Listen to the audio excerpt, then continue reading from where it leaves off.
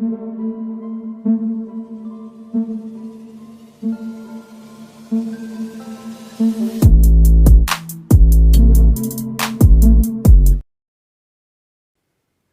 दोस्तों, scary story official में आप सबका स्वागत है। आज की कहानी की तरफ बढ़ने से पहले चैनल को सब्सक्राइब कर लीजिए और अगर कहानी अच्छी लगती है तो प्लीज़ लाइक एंड कमेंट करना मत भूलिएगा।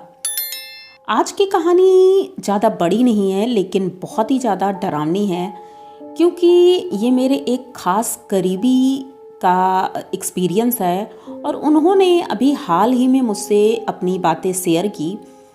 तो उन्होंने बताया कि उनका नाम पहली बात तो दिनेश है और वो अभी 26 साल के हैं। उन्होंने बताया कि पिछले साल जब वो अपने मामा जी के घर गए थे और उससे पहले लगभग वो 5 साल पहले गए थे, तो उन्हें बहुत टाइम हो गया था गए हुए और अभी हाल फिलहाल मामी जी की डेथ हुई थी, तो इसलिए उन्हें जाना पड़ा। मम्मी पापा ये सब लोग जा चुके थे लेकिन इनका भी मन था कि ये भी जाएं। तो जब ये गए वहाँ तो उन्होंने देखा तो सब कुछ हो चुका था, सारे गेस्ट जा चुके थे और मम्मी पापा भी वापस यहाँ आ चुके थे। तो दिनेश अकेला था, मामा जी थे और उनकी एक बेटी है और एक बेटा है, तो बस इतने लोग ही थे घर पे। तो गर्मी का मौसम था, तो गर्मी के मौसम में सभी लोग छत पे लेटते थे। दिनेश बताते हैं कि जब मैं इतने सालों बाद गया तो काफ़ी कुछ चेंजेस आ गए थे घर में। तो मैंने बहुत सारी बातें की उनसे। पहली बात तो बैठ करके कि कैसे क्या है, अब तो घर चेंज हो गया है, मतलब तरह तरह की बातें। कुछ दोस्त भी हुआ करते थे और वो सब अब गांव से बाहर चले गए हैं। तो गांव का माहौल तो वैसे ही अच्छा लग रहा था, लेकिन मामी जी की याद आ रही थी बहुत ज़्यादा। ऐसे ही बातें करते करते रात के लगभग 11 बज जाते हैं और गांव में 8-9 बजे तक सब सो ही जाते थे। लेकिन आज इन्होंने बताया मेरी वजह से सब जग रहे थे, सब लोग खूब बातें कर रहे थे। पर लगभग 11:30 बजे के आसपास मामा जी सोने के लिए चले जाते हैं और मैं और मेरा कज़न जो था करण, वो हम दोनों छत पर लेटे थे और मामा जी छत के जस्ट नीचे वाले रूम में लेटे थे ताकि बच्चों को कोई दिक्कत ना हो। और जो मामा जी की बेटी थी वो सबसे नीचे वाले फ्लोर पर थी, यानी 2 मंजिल का मकान था। तो हम सब लोग आराम से अपने अपने बेड पर लेट गए। चारपाई ऊपर छत पर तो चारपाई थी, चारपाई पे लेटे ही थे तो करण बोला कि मुझे तो नींद आ रही है, दिनेश तू भी सो जा, क्योंकि सुबह सभी लोग जल्दी उठ जाते हैं यहाँ पर। तो कहता ठीक है अच्छा। अब सोने लगते हैं। जैसे ही आधी रात होती है, दिनेश को ऐसा महसूस होता है कि वो हिल भी नहीं पा रहा है और उसके शरीर में कुछ ऐसा हो रहा था जैसे कोई आसपास है या कोई उसके ऊपर बैठा है। उसे बहुत भारी महसूस हो रहा था। दिनेश ने अपनी आंखें खोली तो देखा कि 2 औरतें हैं जो कि उसकी चारपाई पे उसके ऊपर बैठी हुई हैं। अब ये चिल्ला रहा है, उठने की कोशिश कर रहा है लेकिन उठ नहीं पा रहा है।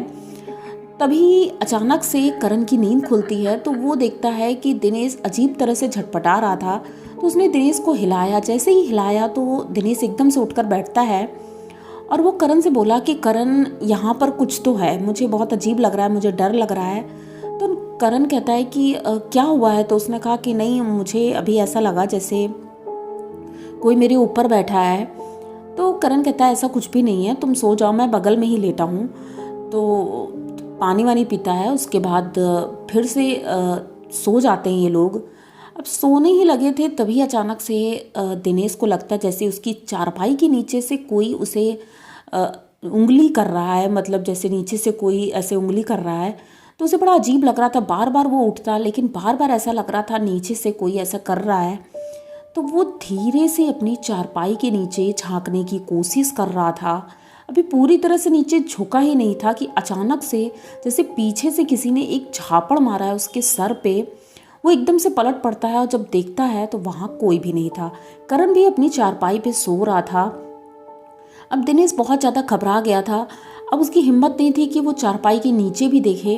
अब वो चुपचाप चारपाई पे बैठा है तो उसने गौर किया कि छत के एक कोने पर 2 औरतें बैठी हुई हैं ज़मीन पर और बड़ी अजीब तरह से दिनेश को देख रही हैं। दिनेश कुछ समझ पाता कि उसके पहले अचानक से उसे फिर से ऐसा लगा जैसे किसी ने चारपाई खिसकाई है वो एकदम से चौंक जाता है और जब सामने देखता है तो वो औरतें वहाँ नहीं थी।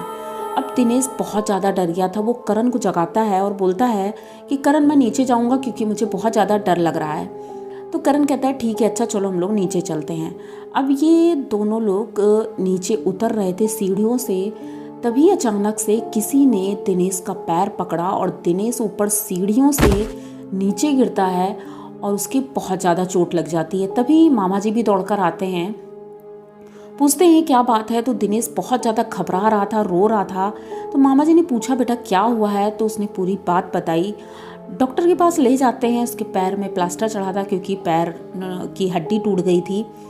अब मामा जी भी परेशान थे कि इतने सालों बाद बच्चा घर आया है और उसके चोट लग गई है, लेकिन ये सब जो हो रहा था वो बहुत ही गलत हो रहा था। अब दिनेश घर नहीं जाना चाहता था मामा जी के। उसने कहा कि मैं अपने घर जाऊंगा। तो मामा जी ने गाड़ी की व्यवस्था की और उसके बाद करण के साथ ही दिनेश को उसके घर पहुंचा दिया। अब मामा जी नहीं जा पाए इसलिए क्योंकि गांव में कुछ पेंडिंग काम था, तो इसलिए उन्होंने सोचा कि मैं यहीं पर रुक जाता हूं और करण को भेज देता हूं। फ़ोन किया इन्होंने अपनी दीदी को और उनसे सारी बात बताई। मामा जी ने कहा गलती मेरी भी थी कि मुझे छत पर होना चाहिए था या फिर बच्चों को नीचे लिटाते, क्योंकि वो लोग जिद कर रहे थे इसलिए छत पर लेटने को बोल दिया था। लेकिन बात ये है कि आज से 2 साल पहले जो बगल वाला घर है उस घर में 2 जुड़वा बहनें रहती थी। उन दोनों जुड़वा बहनों में पहले तो बहुत प्यार था, लेकिन जब एक की शादी हो गई तो दोनों में बहुत ज़्यादा झगड़ा शुरू हो गया था प्रॉपर्टी को लेकर के, और इसी वजह से दोनों बहनें इसी घर में मारी गई थी क्योंकि इनके जो जीजा जी थे वो चाहते थे कि दोनों बहनों से शादी कर लें तो सारी प्रॉपर्टी मेरी हो जाएगी। लेकिन जब पहली पत्नी को ये बात पता चली थी तो उसने सोचा कि मैं अपनी बहन को मार दूं, और दूसरी बहन ने भी यही सोचा। लेकिन ये दोनों सोचते ही रह गए, तब तक उनके जीजा जी ने इन दोनों का कत्ल कर दिया था, जिस वजह से प्रॉपर्टी तो उन्हें नहीं मिली। लेकिन अब वो दोनों बहनें इसी घर के आस-पास रहती हैं और लोगों को यहाँ पर नहीं रहने देती हैं। ये शायद छत पर कई बार दिखी भी हैं, लेकिन हम लोगों ने अवॉइड किया क्योंकि उन्हें जितना हम लोग ध्यान देंगे या कुछ करेंगे तो कुछ भी हो सकता है, इसलिए हम लोग छत पर बहुत कम ही जाते हैं। तो दीदी कहती हैं कि भैया आपको थोड़ा ध्यान देना चाहिए था, दिनेश इन सब चीज़ों के बारे में नहीं जानता है।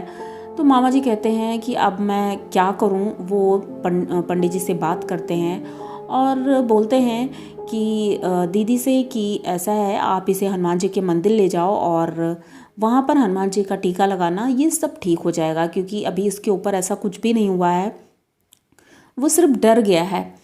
तो उनकी मम्मी ऐसे ही करती हैं, दिनेश को कम से कम 11 मंगलवार ले जाती हैं मंदिर में, और उसके बाद से दिनेश के साथ ऐसा कुछ भी नहीं हुआ। लेकिन दिनेश जी जो बता रहे थे वो खुद इतना डरे हुए थे बताते हुए भी, और मुझे सुन करके भी डर लगा कि अगर सच में ऐसा किसी के साथ होता है तो ये एक्सपीरियंस बहुत ही ज़्यादा भयानक है। तो आप लोगों को दिनेश की ये कहानी कैसी लगी? अगर अच्छी लगी हो तो प्लीज़ चैनल को सब्सक्राइब करिए, लाइक कमेंट करिए, शेयर करिए और बने रहिए हमारे साथ। मिलते हैं फिर किसी नई कहानी में, तब तक के लिए डरते रहिए।